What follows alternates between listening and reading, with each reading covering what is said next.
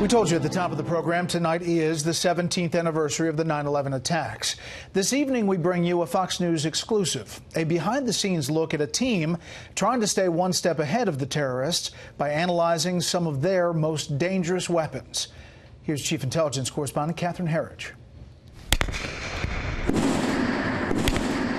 It's like the devil's jigsaw puzzle, basically. Kirk Yeager is the FBI chief explosive scientist at TDAC, the Terrorist Explosive Device Analytical Center in Huntsville, Alabama. As a bomb examiner, your job is to take all those pieces and put together a coherent puzzle. This looks like the shoe bomb. Yes. With unprecedented access to the FBI lab, Fox News obtained exclusive evidence photos, including the 2001 device worn by al-Qaeda terrorist Richard Reed. The shoe bomb was a game changer, obviously, because that's why we're taking our shoes off in airports. And when you cut it open and splay it, you have the explosive stuffed within the actual waffle. That's the waffle that you see right there. I performed DNA analysis on the hair that was found inside the sole. Alice Eisenberg, who now oversees the FBI labs, analyzed the shoe bomb 17 years ago. That told us that that device was built by someone other than Richard Reed. While Reed failed to light the detonator, the FBI team showed a jury the explosive potential. We took a sheet of aluminum, put the shoe, our recreation of the shoe with the exact amount of explosives on that, detonated it to educate the court. Yeager explained the forensics on the al-Qaeda-influenced 2013 Boston Marathon bombing. Pressure cookers killed 3 and injured several hundred. That is fragments of the pressure cooker, copper-coated steel shot, the BBs, and those little thin things are small nails. Bombers add fragmentation to increase the potential for them to be lethal. There's an arrow that says blast site. That's where one of the backpacks was situated. When people are fleeing for their life, they're leaving behind purses, backpacks, and other items. Every one of those things becomes another potential device that has to be cleared.